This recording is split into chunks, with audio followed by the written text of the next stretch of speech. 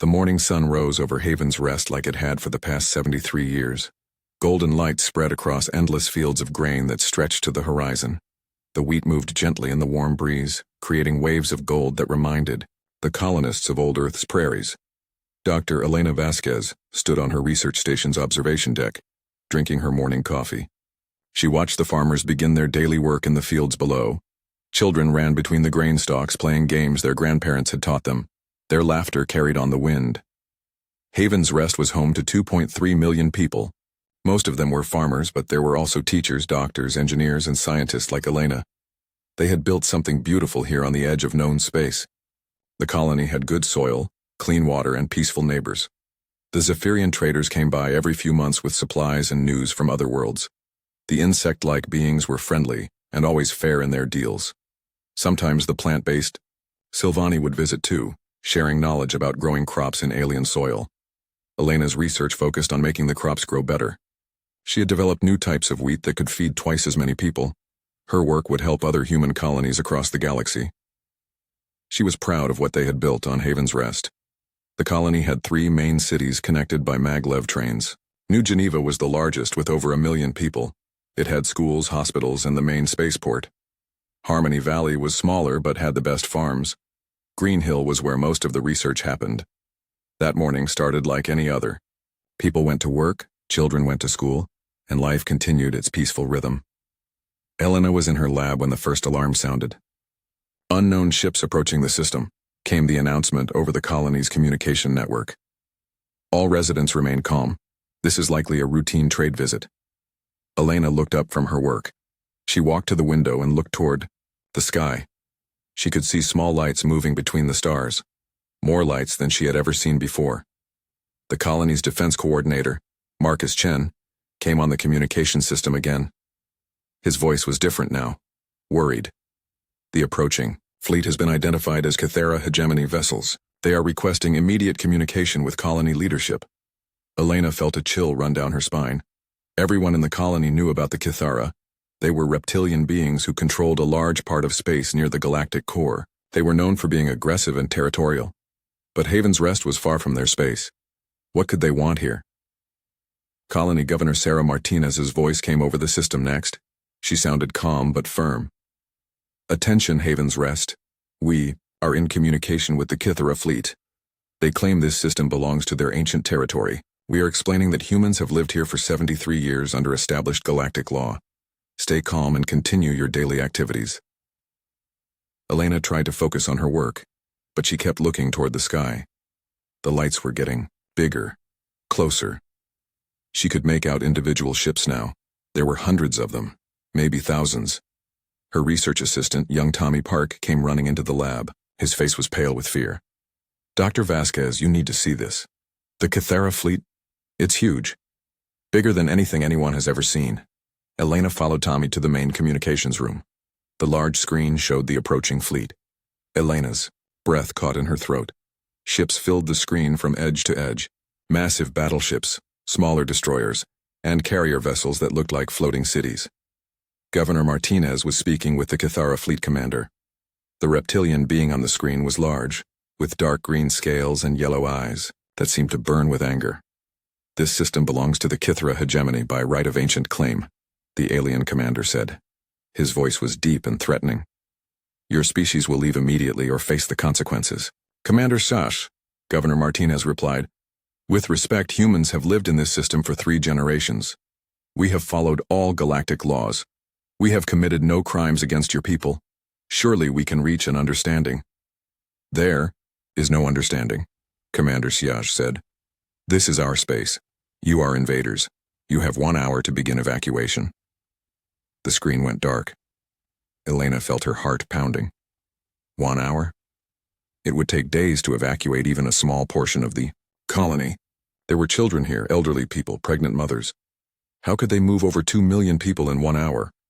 Governor Martinez's voice came over the system again. This time she could not hide her fear. All residents of Haven's Rest. We are attempting to negotiate more time for evacuation. Please remain calm. Colony defense forces are being activated. This is a precautionary measure only. Elena knew the colony's defenses were minimal. Haven's Rest had never been a military outpost. They had a few patrol ships and some orbital defense platforms, nothing that could stand against the massive fleet now surrounding their world. She ran back to her lab and began downloading all her research data onto portable drives. If they had to evacuate, at least her work could be saved. The new crop varieties could help feed people on other worlds. The hour passed too quickly. Elena was still in her lab when the next communication came from the Kathara fleet. "Time has expired," Commander Saz announced. "Any humans remaining in this system are now considered enemy combatants." "Wait," Governor Martinez's voice cut through the transmission. "We need more time. We have children here, families. Surely your people understand family bonds. Give us 3 days. We can evacuate the most vulnerable first." "Your weakness disgusts us," the Kathara commander replied. "Warriors do not beg, you had your chance." The transmission ended. For a moment everything was quiet. Elena stood by her window looking up at the sky where the alien fleet waited. She could see the ships clearly now, black shapes against the stars. Then the first beam of energy lanced down from space. The orbital defense platform above New Geneva simply disappeared. One moment it was there, the next it was a cloud of glowing debris. More beams followed. The other platforms died just as quickly. Elena watched in horror as the colony's small patrol ships tried to fight back. They were like insects attacking a giant. The Kathara ships destroyed them without effort. The bombing began 5 minutes later. Energy beams and missiles rained down from the sky like deadly rain. Elena saw New Geneva's skyline disappear in a series of bright explosions. The buildings she had known for years simply vanished. She ran for the emergency escape pod. The research station had 6 pods that could carry people to safety in space. Tommy and 3 other researchers were already there, their faces white with terror. "Get in," Elena shouted. "We have to go now." The pod launched just as the research station exploded behind them. Elena watched through the small window as her home, her life's work, disappeared in flames. The pod's small engine carried them away from the planet, but Elena could still see what was happening below. The Kathara ships were not just attacking military targets. They were destroying everything. Farms, schools, hospitals, homes where families lived. She watched escape pods launching from all across the planet, hundreds of them, carrying the people who had managed to reach safety in time. But the Kathara ships hunted them down one by one. Energy beams reached out from the alien vessels, turning the escape pods into brief flashes of light. Elena's pod was hidden behind a large piece of debris from the destroyed orbital platform. The Kathara sensors could not find them there. She and the others could only watch as their world died. The bombardment continued for 6 hours. When it finally stopped, nothing remained of Haven's Rest. The cities were gone. The farms were gone.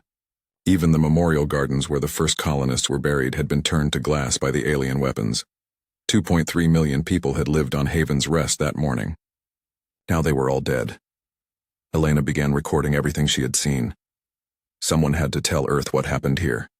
Someone had to make sure the galaxy knew about this massacre. Her small pod turned toward home, carrying the only witness to the end of Haven's Rest. Dr. Elena Vasquez's small escape pod drifted through space for 47 days before Earth's deep space sensors found her. She was barely alive, surviving on emergency rations and recycled air. Her message about Haven's Rest had been transmitted continuously during her journey home. The message reached Earth during a routine session of the Galactic Council. Representatives from dozens of alien species were discussing trade routes and mining rights when the transmission began playing on the main screen. Elena's recorded voice filled the great assembly hall. Her words were calm, but everyone could hear the pain behind them. "This is Dr. Elena Vasquez of the Haven's Rest Research Station. I am the sole survivor of what I can only call genocide.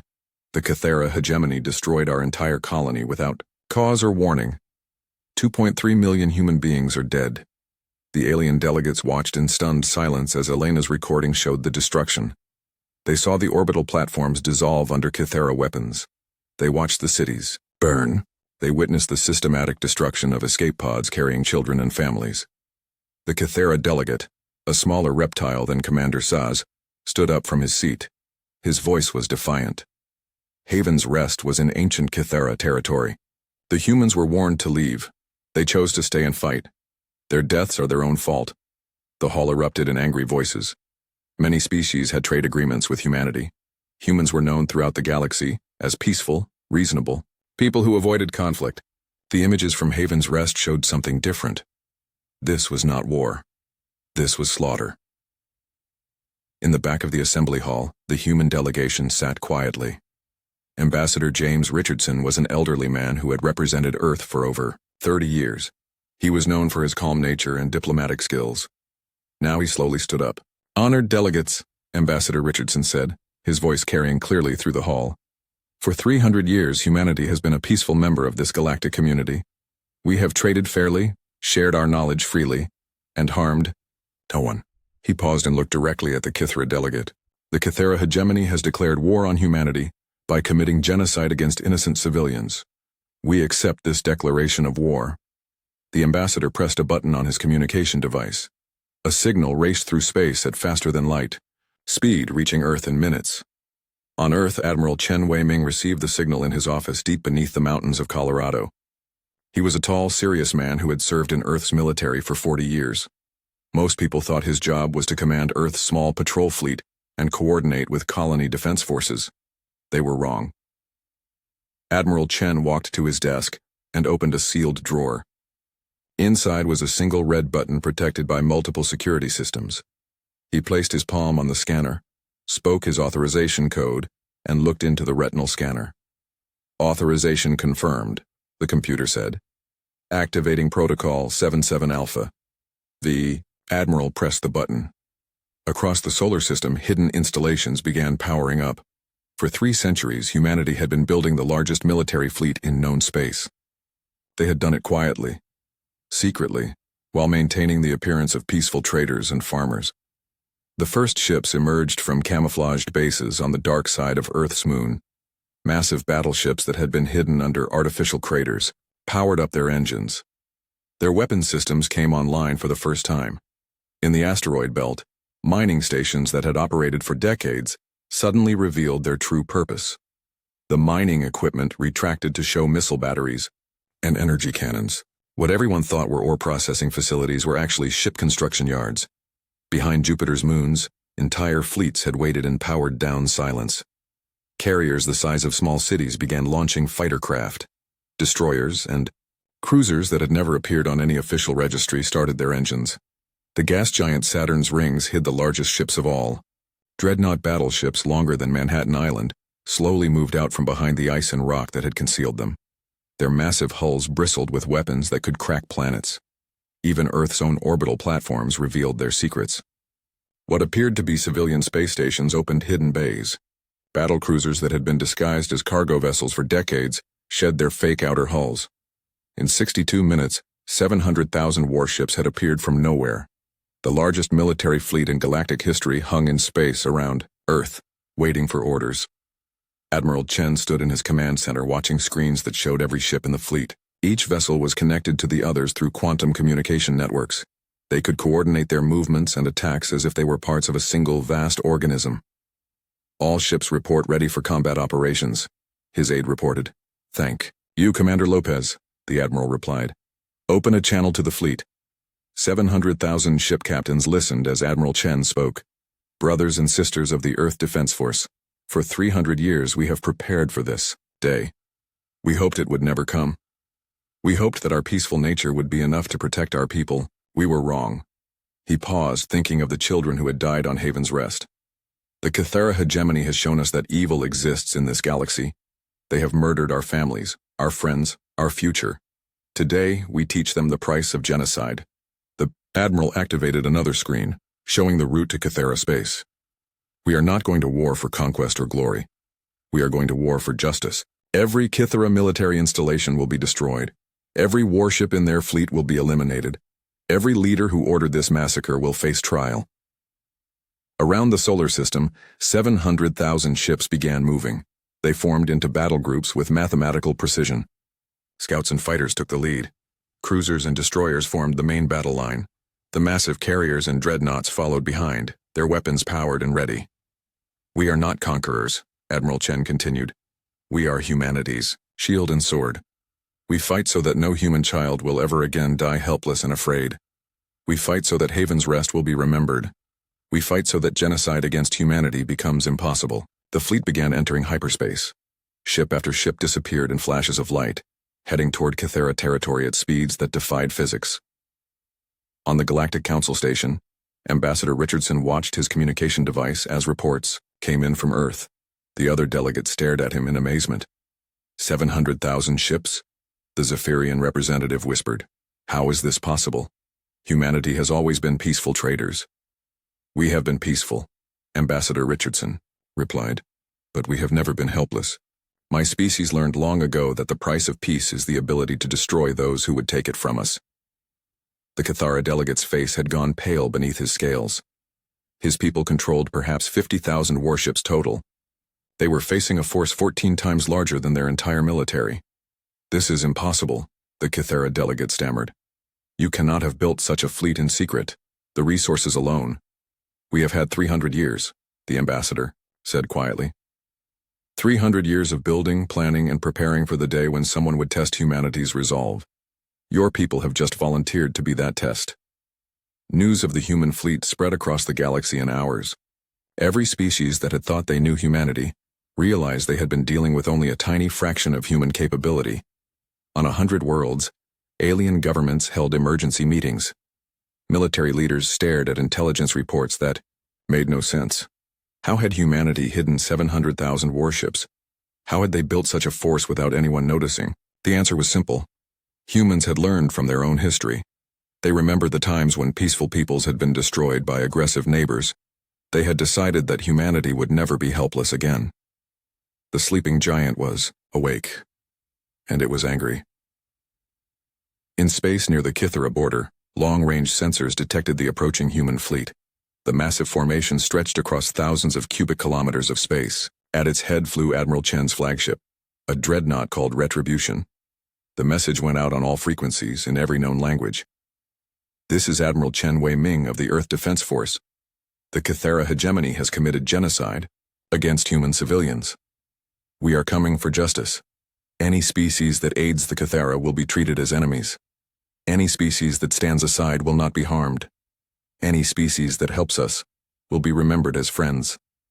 The galaxy held its breath and watched as humanity's true power moved to war. The human fleet reached the edge of Kathara space 3 weeks after leaving Earth. Admiral Chen stood on the bridge of his flagship, watching the tactical displays that showed enemy positions throughout the sector. His intelligence officers had been working around the clock, mapping every Kathara military installation, every fleet position, every armed station. Sir, we have complete tactical information on 47 Kathara systems, Commander Lopez reported. 312 military installations, 56 major fleet bases, and approximately 48,000 enemy warships. 48,000, the Admiral repeated, against our 700,000. He turned to his communications officer. Send the following message to all Kathara frequencies. The message went out across Kathara space in their own language. This is Admiral Chen Wei-Ming of Earth's Defense Force. The Kathara hegemony murdered 2.3 million innocent humans at Haven's Rest. We are here for justice. Surrender all military forces and hand over those responsible for the massacre. You have 24 hours to comply. The response came within an hour. Commander Sass, the reptilian leader who had destroyed Haven's Rest, appeared on the main screen. His yellow eyes burned with rage. Foolish humans. You think numbers alone win wars? We are the Kathara. We are warriors bred for battle. Your soft species will learn what real combat means.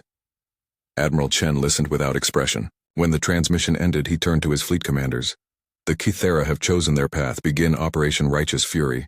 All battle groups proceed to assigned targets. Remember, we are not here to conquer. We are here to end their ability to harm innocent people ever again. The human fleet split into dozens of battle groups. Each group moved toward a different Kathara system with mechanical precision. There were no dramatic speeches or warrior challenges. The humans approached their task like surgeons removing cancer. The first battle happened at the Kathara fortress world of Krell Prime.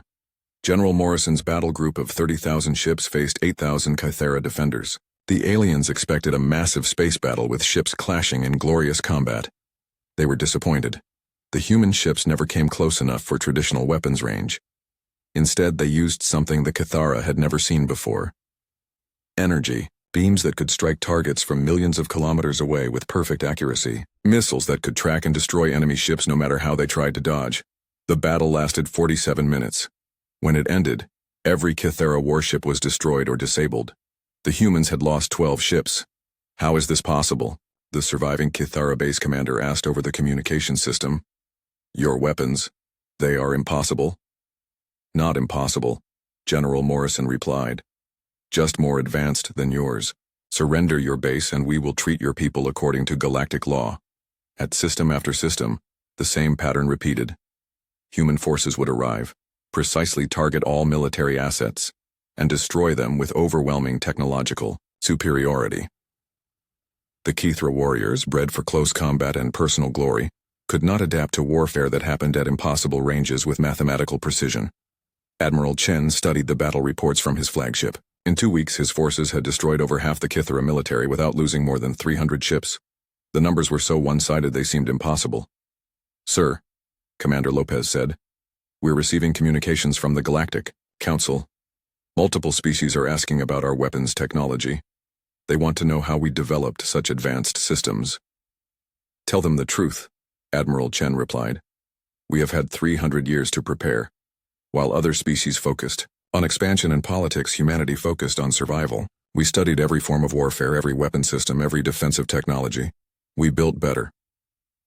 On the Kathara homeworld of Tsar Kython, the hegemony's High Council met in emergency session.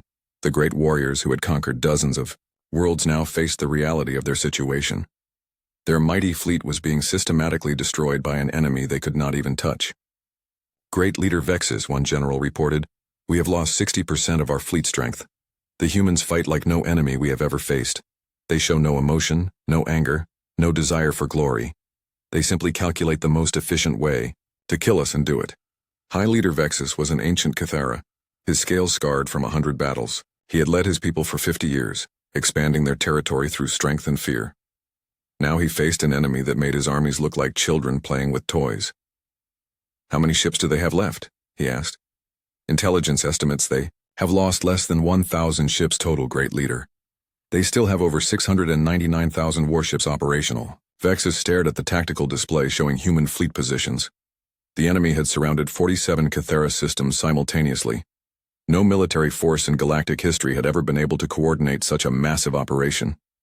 They fight as one mind controlling many bodies, another general observed. Our ships struggle to coordinate attacks with 3 or 4 vessels. They move hundreds of thousands of ships as if they were a single organism. The reports kept coming. Human battle groups had appeared in systems the Kathara thought were secret. Military bases that had been hidden for decades were being destroyed with surgical precision. Somehow, the humans knew exactly where every Kathara military asset was located. Great Leader, the intelligence chief reported, we have intercepted human communications. They have complete maps of our territory. They know the location of every base, every ship, every weapons platform. It is as if they have been watching us for years. The truth was even worse than that. Humanity had been watching them for decades.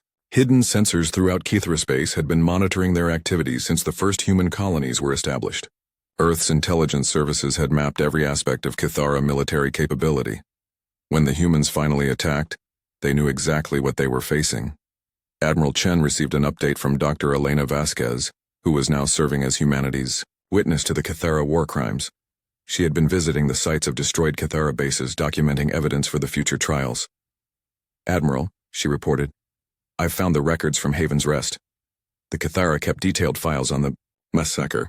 They recorded everything as if it was something to be proud of. The Admiral's face darkened as he read the files. The Kathara had not just destroyed Haven's Rest. They had enjoyed it.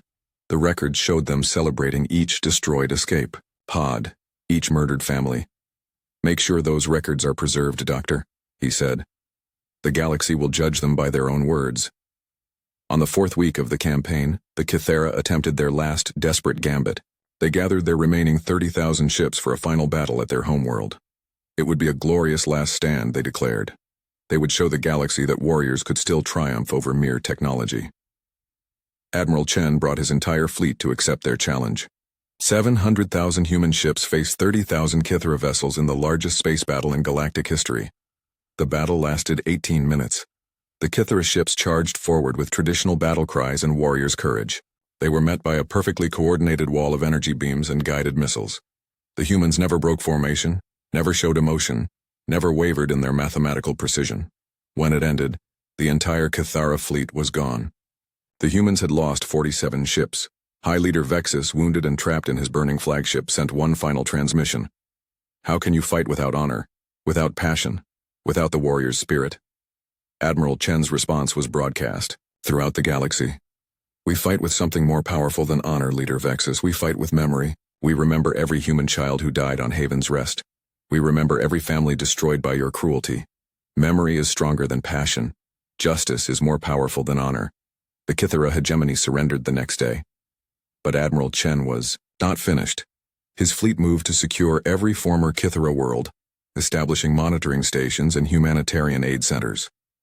The humans began the careful process of documenting every war crime, every act of brutality the Kathara had committed. Over the centuries, other species watched in amazement as humanity demonstrated something unprecedented in galactic history. They had the power to destroy their enemies completely, but they chose justice instead. The Kathara military was gone, but the Kathara people would live under human protection until they could govern themselves peacefully. The galaxy began to understand that they had been dealing with a sleeping giant. Humanity's peaceful nature was real, but it was backed by power beyond imagination. The humans had shown that they could destroy any threat to their people, but they chose to build rather than conquer. The mathematics of vengeance had been calculated, justice had been served, and the galaxy would never again underestimate the species that remembered everything and forgave nothing when it came to protecting their children. 3 days after the destruction of the Kathara fleet, desperate messages began flooding the Galactic Council's emergency channels. Species from across the galaxy begged for an audience with the human delegation. The Altarian Empire, which controlled over 200 worlds, sent their highest-ranking diplomat. The Confederation of Free Worlds dispatched their entire ruling council. They all had the same message. Humanity had to stop. Ambassador Richardson sat in the council chamber listening to speech after speech from terrified alien leaders. The great hall that once echoed with debates about trade routes and mining rights now hosted emergency sessions about preventing galactic war. The Zephyrian representative, Ambassador Clixnall, spoke for many when he addressed the human delegation. Honored humans, your response to the Haven's Rest massacre has been overwhelming. The Kathara military no longer exists. Their threat has been eliminated. Surely justice has been served. It is time to withdraw your fleet and return to peaceful relations. Ambassador Richardson stood slowly.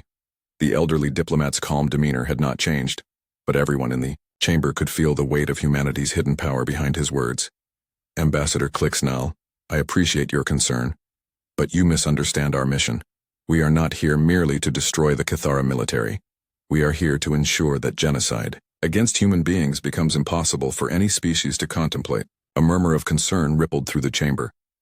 The Altarian diplomat, a tall being with crystalline skin, raised a tentacle-like appendage. What exactly does that mean, Ambassador Richardson? It means, Richardson replied, that we are going to conduct war crimes tribunals for every individual involved in planning, ordering, or carrying out the Haven's Rest massacre.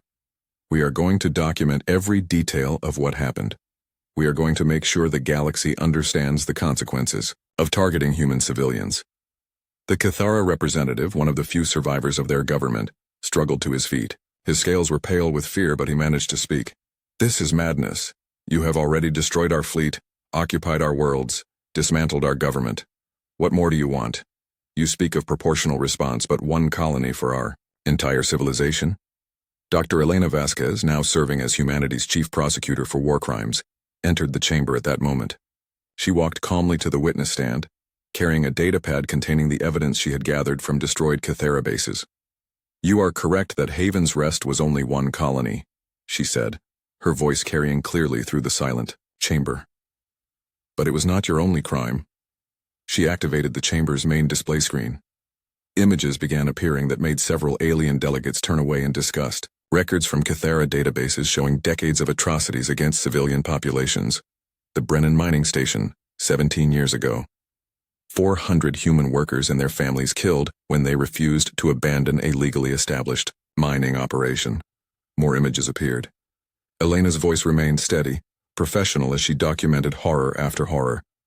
The research vessel, New Horizons, 12 years ago. 57 scientists murdered when they discovered a Kathara weapons testing facility in supposedly neutral space. The colony ship, Tomorrow's Dream, 8 years ago. 3,000 civilians, including 800 children, killed when the Kathara decided their destination world was too close to hegemony space. The list continued for 20 minutes. 43 separate incidents spanning 30 years. Over 6,000 human beings murdered by Kathara forces for the crime of existing in space the hegemony wanted for themselves. Haven's Rest was not the first massacre, Elena concluded. It was simply the largest. It was the one that finally forced Earth to act. The chamber was silent when she finished. Several alien delegates were staring at their desks, unable to meet her eyes. The scope of Kathara brutality was beyond what most civilized species could comprehend. High Leader Vexus, now a prisoner aboard a human medical ship, appeared on the screen via communication link. The ancient Kathara leader's wounds from the final battle had been carefully treated by human doctors. He would live to face trial. "You cannot judge us by your weak standards," he said, his voice still defiant despite his defeat. "We are warriors. The strong take what they need from the weak. This is the natural order." Admiral Chen, participating in the session from his flagship, responded with cold precision. "Leader Vexus, you misunderstand the natural order. In nature, predators who kill too many prey starve when their food supply disappears. Species that destroy their environment become extinct. You and your people forgot that basic truth." The Admiral paused, looking directly at the camera that transmitted his image to the council chamber. "Humanity has shown you the real natural order.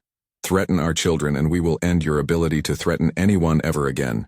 Not because we are cruel, but because we are practical." Over the following weeks, the war crimes tribunals began.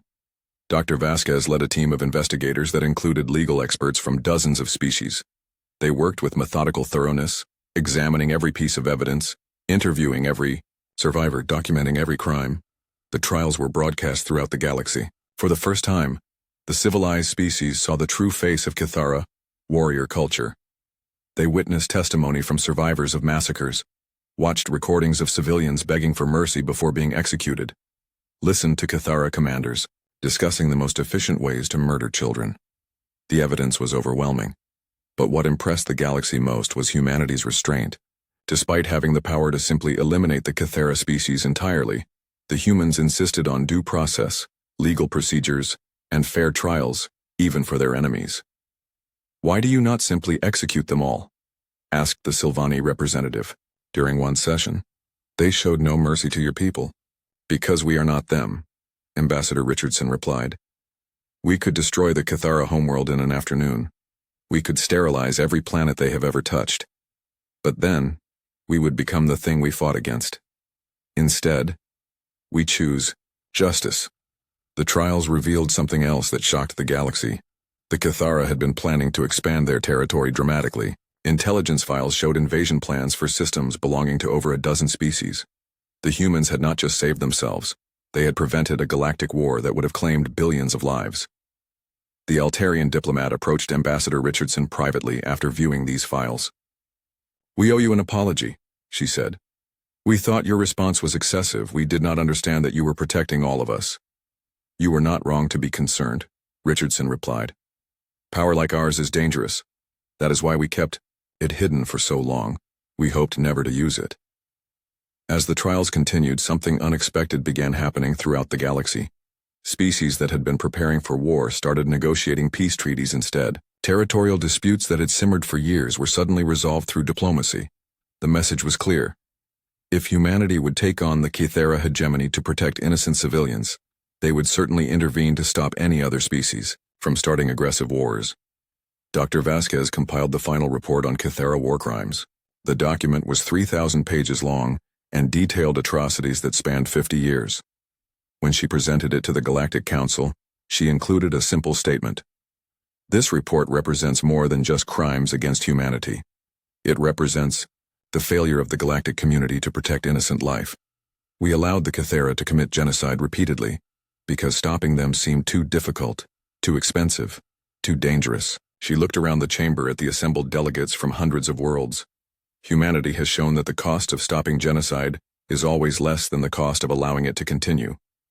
We have paid that cost so that no species will ever again face what the Kathara did to our colonies. The trials concluded with over 2,000 Kathara officials convicted of war crimes. The sentences ranged from life imprisonment for foot soldiers who followed orders, to execution for commanders, who planned and ordered massacres. High Leader Vexus received a death sentence that was commuted to life imprisonment at his own request. He would spend the rest of his days in a comfortable facility on a neutral world, writing his memoirs and thinking about the civilization he had destroyed through his arrogance. But the real change was not in the punishment of criminals. It was in the transformation of galactic politics. For the first time in history, every major species knew that there was a power capable of enforcing peace through overwhelming force. Trade disputes were resolved through arbitration instead of threats. Border conflicts were settled through negotiation instead of war. Smaller species no longer lived in fear of their stronger neighbors because they knew humanity would intervene to protect innocent life. The galaxy had learned a simple truth. Genocide against any species would result in swift and overwhelming retaliation from Earth.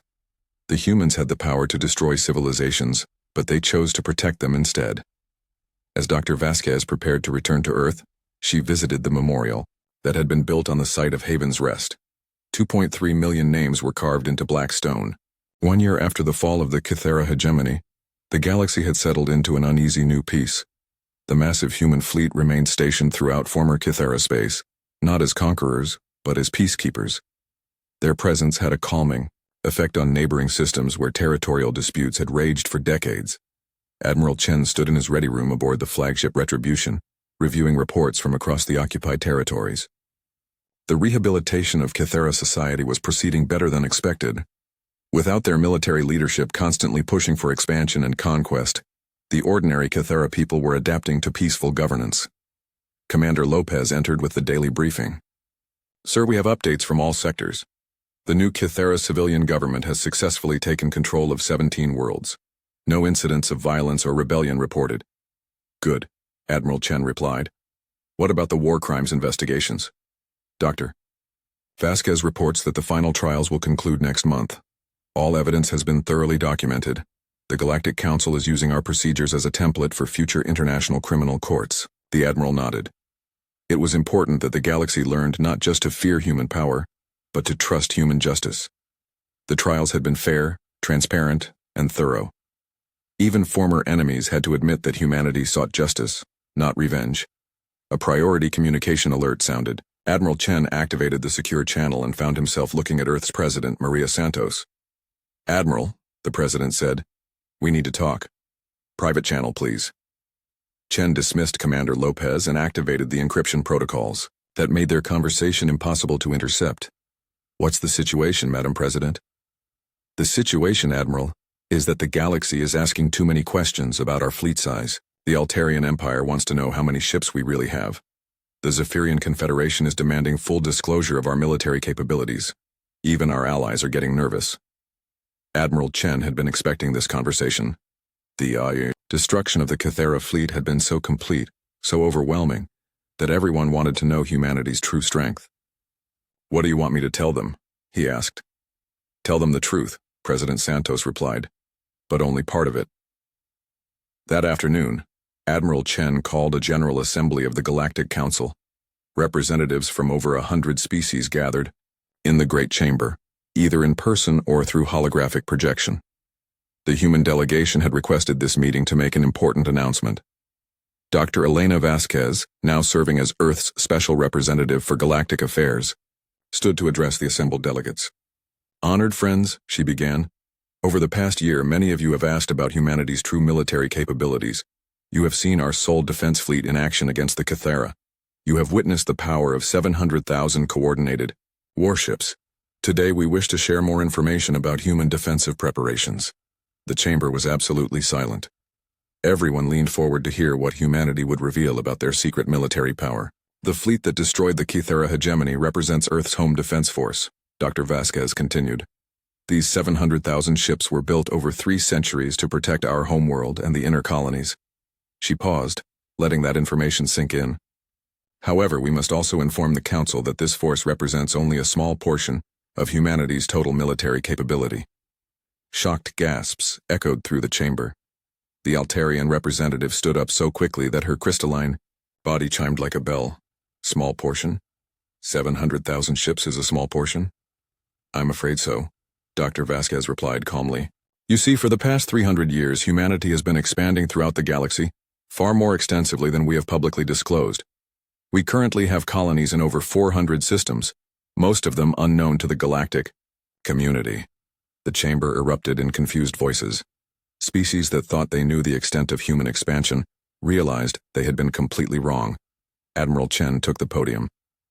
Each of these colonies is protected by the human colonial navy. Our total fleet strength is approximately 7 million active warships, with production capacity for 10 million more within 5 years if needed. The number was so large that several delegates required medical attention.